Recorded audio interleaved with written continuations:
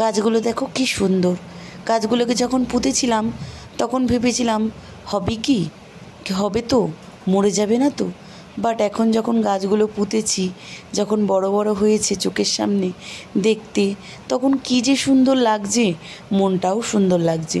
But এই গাছগুলো কিন্তু এমনি এমনি বড় হয়নি, তাকে ভালোবাসা, স্নেহ, মর্ম তাকে দিয়ে কিন্তু বড় বড় বড় হচ্ছে গাছ, এত সুন্দর ফুল দিচ্ছে।